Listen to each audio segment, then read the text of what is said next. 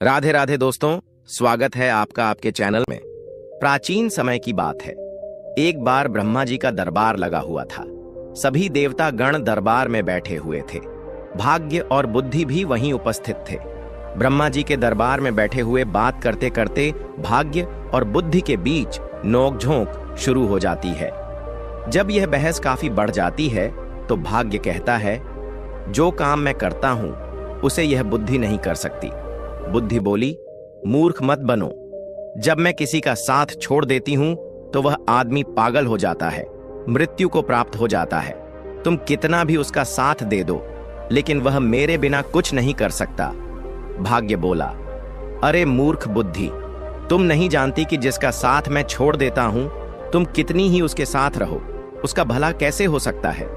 जब मैं यानी उसका भाग्य ही उसके साथ नहीं रहूंगा तो क्या वह भाग्यवान हो जाएगा या धनवान हो जाएगा? नहीं, ऐसा कदापि नहीं हो सकता। भगवान ब्रह्मा के दरबार में दोनों में ऐसे ही वाद विवाद बढ़ता गया। बुद्धि कहने लगी, मैं बड़ी हूं और मैं ही श्रेष्ठ हूं।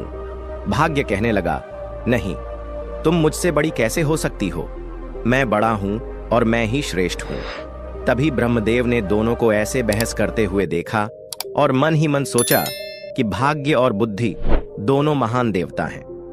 दोनों इस दुनिया के शक्तिशाली और प्रभावशाली देव हैं और ये दोनों आपस में इस तरह से झगड़ा कर रहे हैं जो ठीक नहीं है। इनका फैसला तो मुझे ही करना होगा। ब्रह्मदेव ने बुद्धि और भाग्य से पूछा, तुम दोनों झगड़ क्यों रहे हो? भाग्य कहने लगा, ब्रह्मदेव, मैं जिस मनुष्य का साथ छोड़ देता हूं वह मनुष्य क्या कर सकता है? वह तो अपना सारा जीवन गरीबी और दरिद्रता में गुजारेगा, जिस कारण वह अपने जीवन में कभी भी खुश नहीं रह सकता। इतना सुनते ही बुद्धि बोल उठी, नहीं ब्रह्मदेव, भाग्य झूठ कह रहा है। जब मैं किसी का साथ छोड़ देती हूं तो भाग्य चाहे उस मनुष्य का जितना भी साथ दे, वह मनुष्य कुछ नहीं कर सकता। बुद्धिहीन मनुष्य तो मृतक के समान होता है। भगवान ब्रह्मा ने दोनों की बात को ध्यान से सुना। इन दोनों की बात सुनकर ब्रह्मदेव मन ही मन सोचने लगे कि इन दोनों की समस्या तो बहुत गंभीर है। इस समस्या का फैसला कैसे किया जाए? उसके बाद ब्रह्मदेव ने उन दोनों से कहा, ऐसे पता नहीं चलेगा, आप परीक्षण कीजिए। भाग्यदेव, आप अपने भाग्य का परीक्षण कीजिए और बुद्धिदेव, आप अपनी बुद्धि का परीक्षण कीजिए। इसका प्रयोग करके बताइए कि तुम दोनों में से कौन बड़ा और श्रेष्ठ है। भाग्यदेव बोले, ब्रह्मदेव, जैसा आपका आदेश होगा मैं उसका पालन करूंगा, लेकिन आप मेरी बात मान लीजिए कि बुद्धि कभी भी मुझसे बड़ी नहीं हो सकती। ब्रह्मदेव ने कहा, आप मृत्यु लोक को ध्यान से देखिए। ब्रह्मदेव ने भाग्यदेव और बुद्धि को मृत्यु लोक दिखाया। मृत्यु लोक दिखाकर कहने लगे, देखो, इस जंगल में एक गरीब बुढ़िया और उसका इकलौता 20 वर्ष का बेटा झोपड़ी डालकर रहते हैं। वे बहुत ही गरीब हैं। उन्हें खाने के लिए अनाज का एक दाना भी नसीब नहीं हो रहा है। अब तुम दोनों इन पर अपने भाग्य और अपनी बुद्धि की शक्ति आजमाओ। तुम दोनों में से जो भी इस गरीब बुढ़िया के बेटे को धनवान बना देगा या सम्राट बना देगा, वही तुम दोनों में से बड़ा होगा और श्रेष्ठ होगा। ब्रह्मदेव की बात सुनकर भाग्यदेव कहने लगे, परमपिता, बस यह तो छोटी सी बात है। भाग्यदेव की बात सुनकर बुद्धि बोली, यह छोटी सी बात कैसे हो सकती है? जब तक मैं उसका साथ नहीं दूंगी तब तक तुम इसे कभी राजा नहीं बना सकते, सम्राट नहीं बना सकते। भाग्य ने कहा, बुद्धि, तू नहीं जानती कि मैं उसका साथ दूंगा तो इसे राजा ही नहीं बल्कि एक महान सम्राट बनाऊंगा। भाग्य की बात सुनकर बुद्धि बोली, ठीक है, हम दोनों इसी पर अपनी शक्ति का उपयोग करते हैं। इससे हम दोनों की समस्या का फैसला हो जाएगा। इसमें जो जीतेगा वही बड़ा और श्रेष्ठ माना जाएगा। इसके बाद भाग्य ब्रह्मदेव से कहने लगा, ब्रह्मदेव, पहले मुझे अपनी श्रेष्ठता सिद्ध करने की अनुमति दीजिए। मुझे यहां से जाने और इस लड़के को सम्राट बनाने की आज्ञा दीजिए। ब्रह्मदेव कहते हैं, ठीक है। ब्रह्मदेव के कहते ही बुद्धि ने ब्रह्मदेव से कहा, ब्रह्मदेव, मैं इस लड़के का साथ छोड़कर आ रही हूं। उसकी बात सुनकर भाग्य ने कहा, ठीक है, तुम अभी उस लड़के का साथ छोड़ दो। और बुद्धि ने कहा, भाग्य, ध्यान रखना, कहीं ऐसा ना हो कि तू इसे सम्राट बनाने के चक्कर में मार दे। यह व्यक्ति मरना नहीं चाहिए। भाग्य कहने लगा, बुद्धि, तुम यह सब दूर से देखती रहो। आज तुम्हारी हार निश्चित है, क्योंकि मैं ही तुमसे ज्यादा शक्तिशाली और बलवान हूं। बुद्धि बोली, ठीक है, मैं अभी इसी समय इस लड़के का साथ छोड़ रही हूं। ऐसा कहकर बुद्धि ने उसका साथ छोड़ दिया। बुद्धि के साथ छोड़ते ही वह लड़का अपनी सुध बुद्ध खो बैठा, एक निर्गुणी बनकर रह गया, पागल और मूर्ख बनकर रह गया। अब भाग्य अपना काम करना शुरू करता है। भाग्य देखता है कि उस व्यक्ति के पास कुछ नहीं है। एक घास फूस की बनी हुई झोपड़ी है और उसके पास केवल 3 बकरियां बंधी हुई हैं। वह लड़का उन बकरियों के खाने के लिए पेड़ पौधों की पत्तियां काट कर लाता है और उन्हें चराता है। वह पूरा दिन इसी में गुजार देता है। उसकी स्थिति देखकर भाग्य सोचता है कि न इसके पास पहनने के लिए कोई अच्छे वस्त्र हैं और न ही इसके पास पैरों में पहनने के लिए कोई जूते हैं। अब मैं इसका साथ दे रहा हूं और मैं इसे राजा बनाकर रहूंगा।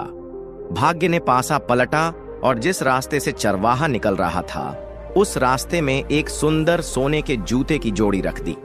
लड़के का ध्यान उन जूतों पर गया, लेकिन वह उन्हें पहचान नहीं पाया कि ये सोने के जूते हैं। उसे तो बस पैरों में पहनने के लिए जूते चाहिए थे, इसलिए उसने उन सोने के जूतों को अपने पैरों में पहन लिया और सोचने लगा कि चलो, जूते तो मिल गए, इससे मेरा बहुत समय तक काम चल जाएगा।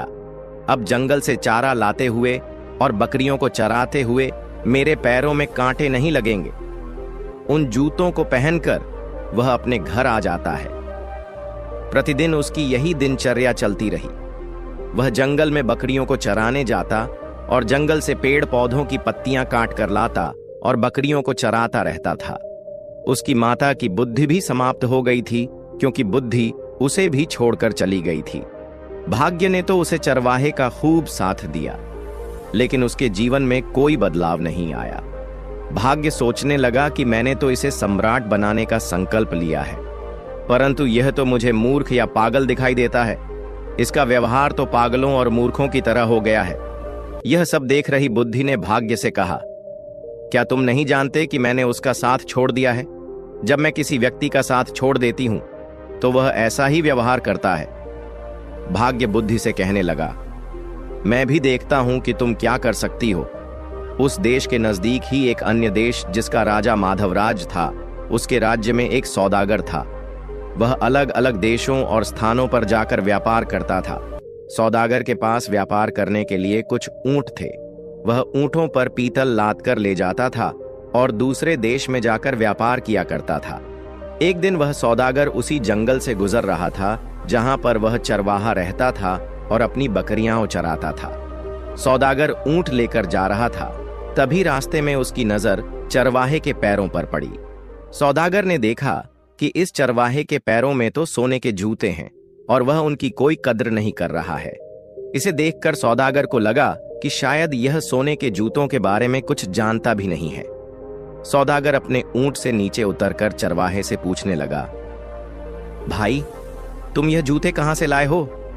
चरवाहे ने जवाब दिया, ये जूते मुझे इस जंगल में रास्ते पर पड़े हुए मिले थे। सौदागर ने चरवाहे से पूछा, क्या तुम इन जूतों को बेचना चाहोगे? चरवाहे ने कहा, जरूर बेच दूंगा। इन्हें पहने पहने मुझे बहुत समय हो गया है, लेकिन यह जूते टूटते या फटते नहीं हैं। यह तो काफी समय से ऐसे ही हैं। सौदागर ने कहा, यह जूते मुझे बेच दो। इन जूतों के बदले में जो चाहो वह ले लो। चरवाहे ने जवाब दिया, मुझे इन जूतों के बदले में ज्यादा कुछ नहीं चाहिए, सिर्फ एक मन अनाज चाहिए, जिससे मुझे और मेरी माता को 2 समय का भोजन प्राप्त हो जाए। हम तो भूखे मरते हैं। सौदागर ने वह सोने के जूते चरवाहे से 1 मन अनाज के बदले खरीद लिए। सोने के जूते पाकर सौदागर बहुत खुश हो गया। उसने चरवाहे को 1 मन अनाज दिया और वहां से चला गया। तब बुद्धि भाग्य से कहने लगी, भाग्य, देखते नहीं कि तुम्हारे जूते तो 1 मन अनाज के बदले में बिक गए। तुम समझ रहे हो ना, तुम्हारे सोने के जूते 1 मन अनाज में चले गए हैं। भाग्य ने बुद्धि की बात सुनकर कहा, बुद्धि, तुम चिंता मत करो। मैं जिसका साथ देता हूं उसे कोई भी राजा बनने से नहीं रोक सकता। मैं इसे एक महान सम्राट बनाकर ही रहूंगा। बुद्धि कहने लगी, भाग्य, तुम मेरे बिना कुछ नहीं कर सकते। देखना, तुम इसे अवश्य मार दोगे। यह बेचारा कहीं राजा बनते बनते मर न जाए। भाग्य ने कहा, बुद्धि, तुम कैसी बातें कर रही हो, देखना अब मैं क्या करता हूं। इतना कहकर भाग्य फिर से उस व्यक्ति के पास आया। भाग्य ने दूसरे सोने के जूते की जोड़ी, जो सोने चांदी से जड़ी हुई थी, उसी रास्ते पर रख दी जिस मार्ग से चरवाहा बकरियों के लिए पत्ते लेने जंगल से जा रहा था। चरवाहे को फिर से सोने के जूते मिले और उधर सौदागर सोचने लगा, क्यों ना सोने के जूते अपने राजा को भेंट करूं ताकि महाराज प्रसन्न होकर मुझे कुछ इनाम दें। यह सोचकर सौदागर वह सोने के जूते लेकर महाराज माधवराज के महल में गया। राज दरबार में जाकर उसने वह सोने के जूते राजा को दे दिए और कहने लगा, महाराज, यह स्वर्ण जूते मैं खास तौर पर आपके लिए लेकर आया हूं। यह जूते अद्भुत हैं। ऐसे जूते तो हमारे महाराज के पास होने चाहिए थे। महाराज माधवराज जूते देखकर बहुत प्रसन्न हुए। सोने के सुंदर जूते देखकर उन्हें ऐसा लग रहा था जैसे यह जूते देवलोक से आए हों और देवताओं ने इन्हें बनाया हो, मानो स्वयं विश्वकर्मा ने इन्हें बनाया हो। इतने सुंदर जूते देखकर राजा खुश हो गए और अपने मंत्री से कहने लगे, इस सौदागर को 10 सहस्त्र स्वर्ण मुद्राएं इनाम में दे दी जाएं। राजा माधवराज ने सौदागर को 10 सहस्त्र स्वर्ण मुद्राएं दिलवा दी। इतनी ज्यादा स्वर्ण मुद्राएं पाकर सौदागर बहुत खुश हो गया और अपने व्यापार को बढ़ाने की सोचने लगा। उसके बाद वह दोबारा अपने ऊंटों पर पीतल लादकर दूसरे देश में व्यापार के लिए चल पड़ा। वह सौदागर अपने व्यापार के लिए उसी जंगल से होते हुए जा रहा था जहां वह चरवाहा अपने पशुओं को चरा रहा था और अपनी माता के साथ रहता था। जंगल में अपने सामने चरवाहे को देखकर वह सौदागर खुश हो गया। उसने फिर से चरवाहे के पैरों की ओर देखा। चरवाहे के पैरों में दूसरी जोड़ी स्वर्ण जूते देखकर उसने सोचा, इसके पास तो और सोने के जूते आ गए, न जाने यह कहां से ऐसे जूते लेकर आता है। सौदागर ऊंट से उतरा और चरवाहे के पास आकर बोला, भाई, क्या तुम फिर से इन जूतों को भी बेचना चाहोगे?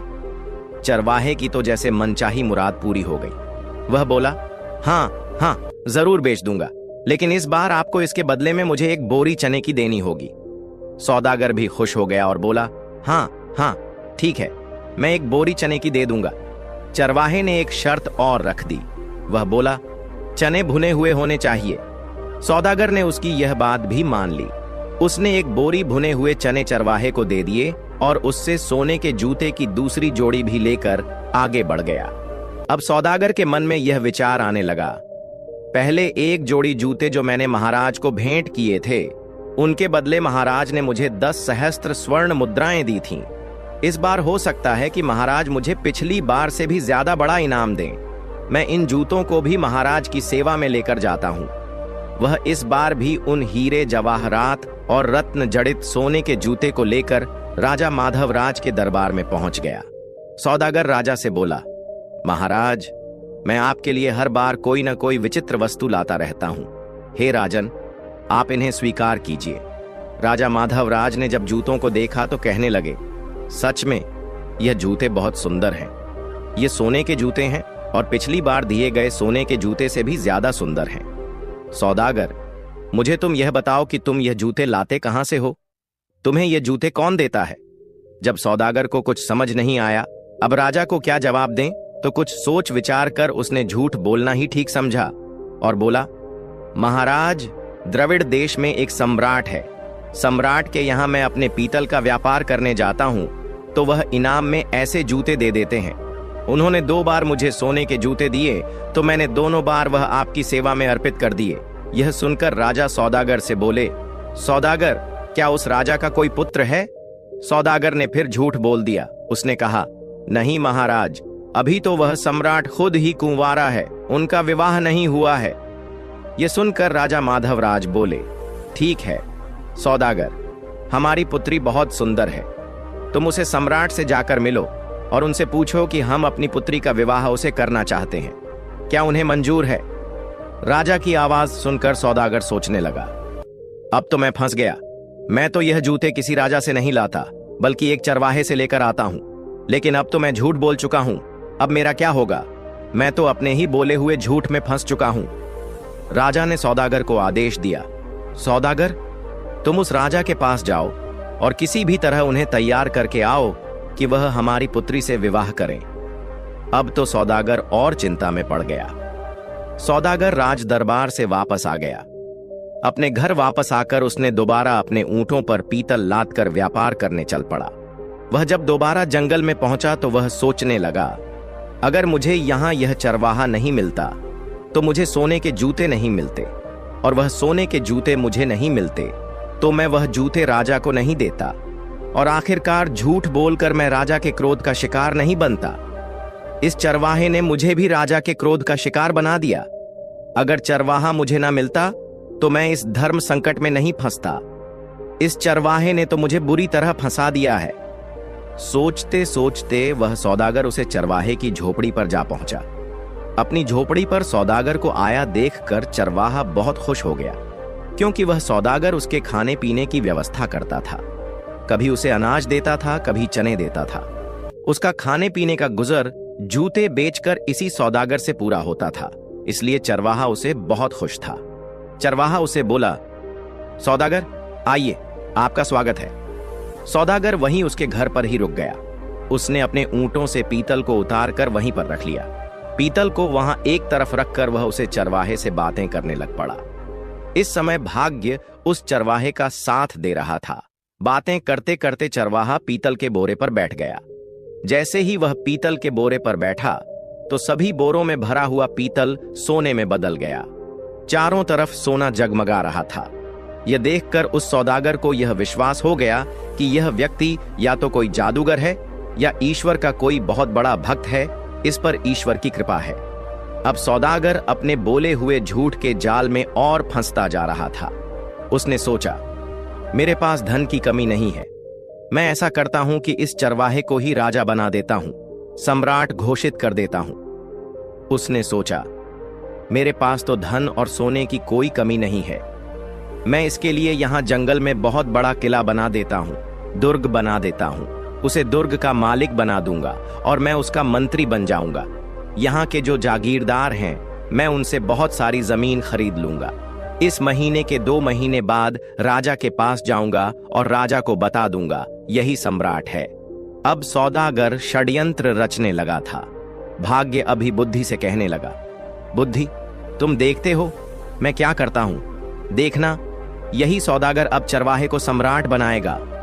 बुद्धि ने फिर से भाग्य से कहा, कहीं ऐसा ना हो कि राजा बनते बनते यह मर ही जाए, क्योंकि इस समय इसके पास बुद्धि नहीं है। जब यह बात भाग्य ने सुनी तो वह बोला, बुद्धि, तुम इतना घमंड मत करो। तुम अपना ज्यादा दिमाग मत लगाओ। यह सम्राट अवश्य बनेगा। दूसरी ओर सौदागर उसे चरवाहे से कहने लगा, चरवाहे, मैं तुम्हें यहां का सम्राट बना देता हूं और तुम्हारे रहने के लिए एक बड़ा महल बना देता हूं। सौदागर में बुद्धि थी, क्योंकि उसका साथ बुद्धि दे रही थी। बुद्धि ने चरवाहे और चरवाहे की माता का साथ छोड़ दिया था। वह उस सौदागर से कहने लगा, भाई, ठीक है, तुम्हें जो ठीक लगे वह करो, लेकिन एक बात है, मेरी इन बकरियों को मत छेड़ना। मैं इन अपनी बकरियों को हमेशा अपने पास ही रखूंगा। चरवाहे में बुद्धि तो थी ही नहीं। उसकी बात सुनकर सौदागर भी सोचने लगा कि यह व्यक्ति कितना बड़ा मूर्ख है। मैं इसे राजा बना रहा हूं और इसे बकरियों की पड़ी है। यह कैसी बातें कर रहा है। फिर भी सौदागर बोला, ठीक है। सौदागर को तो राजा का डर सता रहा था। राजा ने उसे कहा था, तुम्हें उसे सम्राट से पूछ कर आना है और मेरी लड़की का विवाह उसके साथ करवाना है। इसलिए उस चरवाहे को सम्राट बनाने के चक्कर में सौदागर ने चरवाहे की बात पर ध्यान नहीं दिया। उसने किले की नींव करवा दी और किले को बनवाना शुरू कर दिया। जल्दी ही उसने एक बहुत बड़ा, अच्छा, सुंदर और शानदार महल उसे चरवाहे के लिए तैयार करवा दिया। सौदागर ने आसपास के सभी जागीरदारों से उनकी जमीन खरीद ली। उसने चरवाहे के लिए एक राज्य भी बनाना शुरू कर दिया। नौकर, दास, दासी, यह सब देखकर वह बुद्धिहीन चरवाहा मन ही मन सोचने लगा कि ना जाने यह सौदागर कहां से आ गया। इसने तो हमारी जिंदगी खराब कर दी। अब तो मुझे अपनी बकरियों को चराने के लिए भी समय नहीं मिलता है। यह हमेशा बातें करने में लगा रहता है। चरवाहे का तो अभी वही हाल था। वह बकरियों को जंगल में ले जाता और चरा कर वापस लाता। सौदागर ने उस चरवाहे के लिए राजसी वस्त्र सिलवाए, उसके शीश पर मुकुट रखा, लेकिन चरवाहे ने अपना स्वभाव नहीं बदला। चरवाहा सौदागर से कहने लगा, तुम्हें जो भी ठीक लगे वह करो, परंतु मेरी बकरियां कहीं नहीं जानी चाहिए। अगर मेरी बकरियां चली गईं तो मैं तुम्हें जीवित नहीं छोड़ूंगा। तुमने इतनी भीड़ को इकट्ठा कर लिया है, हमारा जीवन खराब कर दिया है। सौदागर कहने लगा, अरे चरवाहे, मैंने तो तुम्हें राजा बना दिया है, मैं तुम्हारा मंत्री बनूंगा। लेकिन उसे चरवाहे की समझ में यह सब कुछ नहीं आ रहा था। दोस्तों, अब भाग्य बुद्धि से कहने लगा, बुद्धि देखो, मैंने इस चरवाहे को राजा बना दिया है, अब यह किला का मालिक बन चुका है। बुद्धि कहने लगी, अरे भाग्य, तुम क्यों झूठ बोल रहे हो? यहां बैठे हुए समस्त देवता इस बात का फैसला करेंगे कि तुमने इसे राजा बना दिया या नहीं, या यह अब भी वही चरवाहा है। अब ब्रह्मदेव कहने लगे, भाग्य, इस चरवाहे में तो अभी तक कोई परिवर्तन नहीं हुआ है, यह तो अब भी वही चरवाहा है, अभी तुम जीते नहीं हो। अब तो बुद्धि बोलने लगी, ब्रह्मदेव, ऐसा होगा ही नहीं, क्योंकि जब तक मैं चरवाहे का साथ नहीं दूंगी तब तक चरवाहा राजा तो बनेगा ही नहीं, बल्कि उसके प्राण भी संकट में आएंगे। यह मूर्खता करेगा और मारा जाएगा। परंतु भाग्य बोला, बुद्धि, मैं आपका साथ दूंगा तो तुम कुछ नहीं कर सकोगी, तुम बैठी रहो और तमाशा देखते रहो। दोस्तों, भाग्य फिर उसे चरवाहे के पास जाता है। उसने जो उस चरवाहे की 3 बकरियां थीं, उन्हें भी किसी बकरियां खरीदने वाले को बेच दिया। जैसे ही उस चरवाहे को अपनी बकरियों के बिकने का पता चला तो वह जोर जोर से चिल्लाने लगा, रोने लगा। जब उसके सैनिकों ने, दरबारी ने और अन्य लोगों ने देखा कि राजा तो ऐसा कर रहा है, तो उन्हें लगा कि शायद राजा पागल हो गया। अब सौदागर ने उसे चरवाहे को समझाया, तुम ऐसा क्यों कर रहे हो? तुम ऐसी मूर्खता क्यों कर रहे हो? यह तो 3 बकरियां थीं, मैं तुम्हें ऐसी बहुत सी बकरियां दिलवा दूंगा। सौदागर की यह बात सुनकर चरवाहा मान जाता है और वह चरवाहा सौदागर के पीछे पड़ गया। चलिए, मुझे आज ही बकरियां खरीद कर दीजिए। सौदागर उसे चरवाहे से कहने लगा, देखो भाई, अब तुम सम्राट बन गए हो, राजा बन गए हो, तुम ऐसी छोटी छोटी बातें क्यों करते हो? बच्चों जैसी बातें मत करो। अपनी माता से पूछो, हमारे यहाँ के राजा माधवराज की पुत्री बहुत ही सुंदर है, उनसे तुम्हारी शादी करवाऊंगी। लेकिन चरवाहे में तो बुद्धि ही नहीं थी। वह सौदागर से कहने लगा, तुम मेरा क्या विवाह करवाओगे? और उसकी माता भी कहने लगी, अब विवाह से क्या होगा? हमारी जिंदगी को तो तूने खराब कर ही दिया है। तुमने हमें इतनी भीड़ भाड़ में लाकर पटक दिया है। कहां हम इतनी शांति से रहते थे, अपनी बकरियां चराते थे और अपनी झोपड़ी में मजे से रहते थे। अब सौदागर सोचने लगा कि लगता है यह दोनों मां बेटा पागल हैं। अब मैं क्या करूं? ऊपर से उसे महाराज माधवराज का डर सता रहा था। उसकी मन में यही विचार आ रहा था कि इनकी सहायता तो मुझे करनी ही पड़ेगी। दोस्तों, तब तक 6 महीने का समय पूरा हो गया। अब सौदागर अपने देश में महाराज माधवराज के पास पहुंचा। महाराजा से कहने लगा, महाराज, अब आप अपने नाई और ब्राह्मण को भेज दीजिए। मैंने अपने सम्राट को मना लिया है, वह आपकी लड़की से शादी करने के लिए तैयार है। दोस्तों, यह सुनकर राजा माधवराज ने नाई और ब्राह्मण को बुलाया और उन दोनों को सौदागर के साथ सम्राट के पास भेज दिया। सौदागर उन दोनों को लेकर चल पड़ा और वह उन्हें चरवाहे के महल में लेकर आया। उसने चरवाहे को राजसी वस्त्र पहनाए। चरवाहा सौदागर से कहने लगा, यह तुम क्या कर रहे हो? ऐसे भी कोई विवाह होते हैं? सौदागर बोला, अब तुम चुप रहना, अब बिल्कुल भी मत बोलना, नहीं तो महाराज माधवराज तुम्हें और मुझे दोनों को फांसी की सजा दे देंगे। इस बात का ध्यान रखना कि अब तुम्हें बोलना नहीं है। सौदागर के मुंह से फांसी की बात सुनकर चरवाहा बुरी तरह से डर जाता है और उसकी बात मान जाता है। राजा के नाई और ब्राह्मण उसकी सगाई कर देते हैं और शुभ मुहूर्त देखकर विवाह का दिन तय करके उसे बोल देते हैं कि आपको इस दिन बारात लेकर महल में आना है। इसके बाद नाई और ब्राह्मण वापस अपने देश को लौट जाते हैं। उनके महल में पहुंचने के बाद राजा ने उनसे पूछा, सम्राट कैसा है? नाई और ब्राह्मण बोले, महाराज, उसके पास तो किसी चीज की कमी नहीं है, बहुत सारा सोना है, खजाने भरे पड़े हैं, वह तो बहुत ही महान राजा दिखाई पड़ता है। उनकी बात सुनकर राजा माधवराज भी बड़े प्रसन्न हुए। दोस्तों, अब तो राजा माधवराज ने भी शादी की तैयारी शुरू कर दी। और विवाह का शुभ दिन नजदीक आ पहुंचा।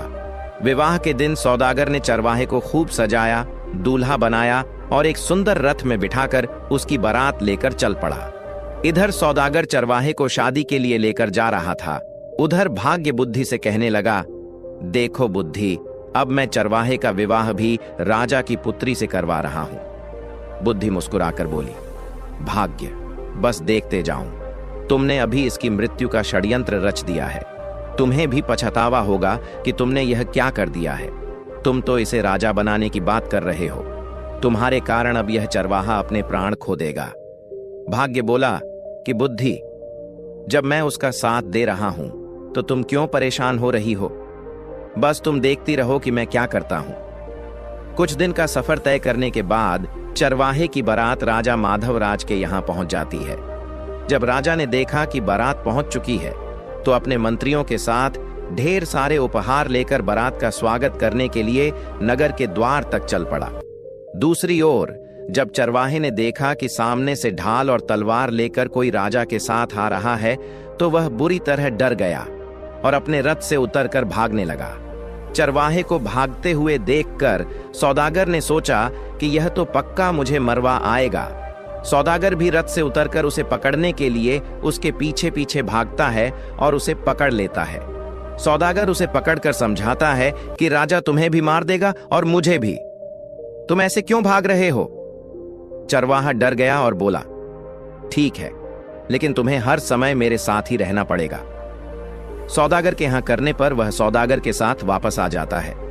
सौदागर से कहने लगा, यह राजा तो तलवार लेकर आ रहा है, कहीं हमें काट न डाले। सौदागर ने कहा, चिंता मत करो, वह तुम्हें कुछ नहीं कहेंगे। तुम्हारा विवाह होगा, तुम्हें दुल्हन मिलेगी, तुम डरो मत। इतना सुनकर वह चरवाहा वापस आकर अपने रथ पर बैठ जाता है। राजा ने देखा कि चरवाहा अब राजा की तरह दिखने लगा था। उसने बारात का स्वागत किया। अपने कहे अनुसार सौदागर हर जगह उसके साथ साथ जा रहा था। जब मंडप में विवाह का समय हुआ तो सौदागर धर्म संकट में फंस गया, क्योंकि अब उसे भी मंडप में बैठना था। वह मंडप में बैठ गया। राजा माधवराज ने पूछा, सौदागर, तुम इसके साथ क्यों रहते हो? तो सौदागर बोला, महाराज, मैं इनका मंत्री हूं, इन्होंने मुझे अपना मंत्री बनाया है। इस तरह राजा ने निश्चित दिन अपनी पुत्री का विवाह उस चरवाहे से कर दिया। शादी हो जाने के बाद राजा ने दामाद को महल का एक भाग दे दिया। राजा का कोई पुत्र नहीं था और वह दामाद को अपने पास ही रखना चाहता था ताकि राज सिंहासन बाद में उसे सौंप सके। अब सौदागर को रहने के लिए अलग स्थान दे दिया गया। अब सौदागर मन ही मन घबराया हुआ था कि कहीं चरवाहा उसका भेद न खोल दे। चरवाहा बहुत खुश था। यह देखकर बुद्धि मुस्कुराई तो भाग्य बोला, देखो, मैंने इसका विवाह राजा की पुत्री के साथ करवा दिया है। अब यह चरवाहा सम्राट बनने ही वाला है। भाग्य की यह बात सुनकर बुद्धि कहने लगी, अरे भाग्य, तुम क्यों बेवकूफ बन रहे हो? तुम जानते हो कि उसे कुछ पता ही नहीं है कि राजा क्या होता है, विवाह क्या होता है। वह तो कुछ जानता ही नहीं है। उसकी तो मृत्यु निकट आ गई है। भाग्य कहता है, यह तुम क्या कह रही हो? बुद्धि बोली, मैं सच कह रही हूं। मैंने जब इसका साथ छोड़ा था, यह तो उसी समय मर गया था, क्योंकि बुद्धिहीन व्यक्तित्व वैसे ही मृतक के समान होता है। अब यह बेचारा मारा जाएगा। बुद्धि बोली, तुम तो बस इसे बचाने की कोशिश करो, अब यह मरने वाला है। भाग्य बोला, यह मरेगा क्यों? इसकी शादी हो गई है। अब यह आराम से वहां पर रहेगा और फिर सम्राट बनेगा। राज परिवार की परंपरा के अनुसार राजकुमारी वधू के वेश में सज धज कर खाना लेकर रात को अपने पति के कक्ष में गई। चरवाहे ने इतनी सुंदरता से सजी और आभूषणों से लदी कन्या सपनों में भी नहीं देखी थी। वह डर गया। उस बुद्धिहीन चरवाहे को बचपन में अपनी दादी की सुनाई हुई कहानी याद आ गई, जिसमें एक राक्षसी सुंदरी का भेष बनाकर गहनों से सजी धजी एक पुरुष को खा जाती है। उसके मन में विचार आया, यह कोई राक्षसी तो नहीं है जो उसे खाने के लिए आई है। उसने बचपन में सुना था कि राक्षसी सुंदर रूप धारण करके आदमियों का खून पी लेती है और उन्हें मार डालती है। उसने सोचा कि राक्षसी के हाथ आने से तो अच्छा है कि मैं यहां से भाग जाऊं। यही सोचकर उठा और राजकुमारी को धक्का देकर चिल्लाता हुआ कमरे से निकल भागा। भागता हुआ वह सीधे नदी के किनारे पहुंचा और पानी में कूद गया। जब उसे पानी में भी अपनी मृत्यु दिखाई दी तो वह पानी से निकला और नदी के एक किनारे पर बैठ गया। राजकुमारी के अपमान की बात सुनकर राजा आग बबूला हो गया। राजा ने अपने सैनिकों को जल्दी से चरवाहे को ढूंढ लाने के लिए भेजा। राजा के सैनिकों ने उसे नदी के किनारे पर बैठा देखा। वे उसे पकड़कर राजा के पास ले आए। उसे देखकर राजा को क्रोध आ गया। उसने चरवाहे को कठोर दंड देने का निश्चय किया। राजा ने आदेश जारी कर दिया कि दूसरे दिन उसे मृत्यु दंड दिया जाएगा। यह सब भाग्य अपनी आंखों से देख रहा था और सोच रहा था, यह तो बिल्कुल मूर्ख निकला। मूर्ख ने मेरी सारी योजना ही चौपट कर दी। तभी बुद्धि मुस्कुराते हुए उनके पास आई। बुद्धि ने भाग्य से कहा, आखिर तुम हार ही गए। देख लिया तुमने, तुम्हारे लाख राजा बनाने से भी वह राजा नहीं बन सका। अब इस आदमी को सजा होने जा रही है। बुद्धि ने भाग्य से कहा, देखा, तेरा भाग्य बुद्धि के बिना वह मारा जाने वाला है। बोलो, क्या कहते हो? निराश होकर भाग्य बोला, अगर तुम इस आदमी को बचा लो तो मैं हार मान लूंगा। बुद्धि ने हंसकर कहा, तो ठीक है, अब मेरा कमाल देखो, देखो मैं इसे कैसे बचाती हूं। इतना कहकर बुद्धि ने चरवाहे में प्रवेश किया। जैसे ही बुद्धि ने चरवाहे में प्रवेश किया, चरवाहा अपने बचाव की नई नई तरकीब सोचने लगा। दूसरे दिन जब चरवाहे को मृत्यु दंड के लिए राजा के सामने पेश किया गया तो चरवाहा बोला, महाराज, आप मेरे ससुर हैं। क्या मैं आपसे पूछ सकता हूं कि आप किस अपराध में मुझे मृत्यु दंड देने चले हैं? राजा बोला, तुमने मेरी पुत्री का तिरस्कार करके मेरा घर अपमान किया है, इसका तुम्हें दंड दिया जाएगा। तब चरवाहा बोला, राजन, मेरे कुल में मान्यता है कि विवाह के पक्ष पहली रात को यदि वर वधू की जानकारी में कोई व्यक्ति नदी में डूब मरे तो वधू विधवा हो जाती है या संतानहीन रह जाती है। जब आपकी पुत्री कमरे में आई तभी नदी की ओर से बचाओ बचाओ चिल्लाने की आवाज मेरे कानों में पड़ी। मैं अपने आप को रोक न सका और तुरंत उठकर डूबने वाले को बचाने के लिए नदी पर चला गया था। अगर यह मेरा दोष है तो आप मुझे अवश्य दंड दें। चरवाहे की बात सुनकर राजा बहुत प्रसन्न हुआ और उठकर चरवाहे को गले से लगा लिया। वह बोला, हमारे बाद तुम ही इस देश के राजा बनोगे। पिता पुत्री ने लज्जित होकर अपने असभ्य व्यवहार के लिए माफी मांगी और फिर तीनों खुशी खुशी महल के अंदर चले गए। उधर ब्रह्मा के दरबार में बुद्धि और भाग्य का फैसला हो चुका था। समस्त देवता बुद्धि की जय जयकार करने में लगे थे। वह कहने लगे, भाग्य, तुम कुछ नहीं कर सकते। जिसका साथ बुद्धि नहीं देगी वह कुछ नहीं कर सकता। बुद्धि ने मुस्कुराकर भाग्य की ओर देखा। भाग्य ने हंसकर कहा, मैं अपनी हार मानता हूं।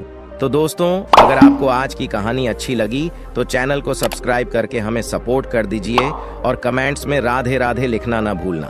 फिर मिलते हैं एक नई कहानी के साथ।